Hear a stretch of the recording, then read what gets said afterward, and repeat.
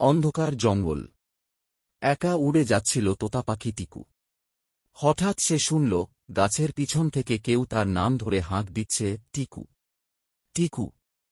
টিকুর বুক ধড়ফড়, চারদিকে কেউ নেই। পাতার শব্দ বাড়ছে, যেন কেউ এগিয়ে আসছে। টিকু ভয়ে ডানা গুটিয়ে এক ডালে লুকিয়ে পড়ল।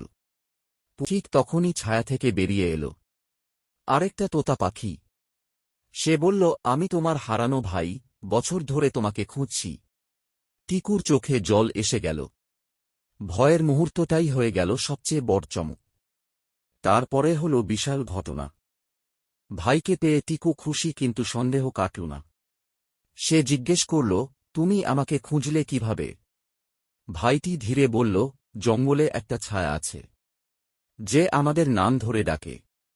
সে আমাকে তোমার কাছে পাঠিয়েছে। টিকুর গা আবার ঠান্ডা হয়ে গেল। ঠিক তখনই চারপাশ অদ্ভুতভাবে নিস্তব্ধ। হাওয়া থেমে গেল। হঠাৎ পিছন থেকে সেই একই ভৌতিক ডাক, টিকু, ফিরে যা।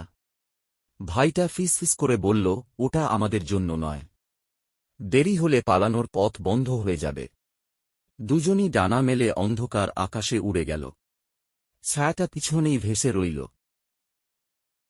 আকাশ কালো হয়ে গেল, ঝড় উঠল। বিদ্যুৎ চমকালো, আর দূরে দেখা গেল বিশাল এক ছায়া, যেন কোনো বড় পাখি তাদের পেছনে ধেয়ে আসছে। টিকু ফিসিস করে বলল, নিকু, এটা কে? ছায়া কাছে আসতেই নিকু থমকে গেল। ওটা আমাদের শত্রু বাজপাখি।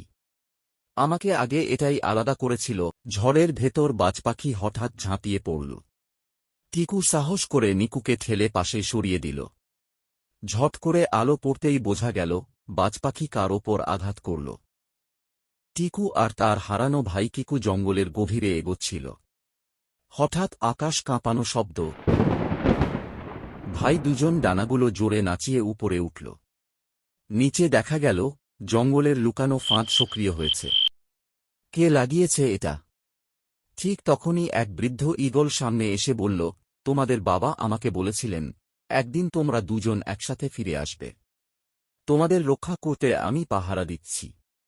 টিকু আর কিকু অবাক। ঈগল তাদের বাবা রেখে যাওয়া একটি ছোট লকেট দিল। লকেট খুলতেই ভিতর থেকে বাবা তোতা পাখির কণ্ঠ, একসাথে থাকলেই তোমরা সব বিপদ কাটিয়ে উঠবে। ভাই দুজন একে অপরকে জড়িয়ে ধরল। জঙ্গলের সব রহস্য শেষ, এবার তাদের নতুন যাত্রা শুরু।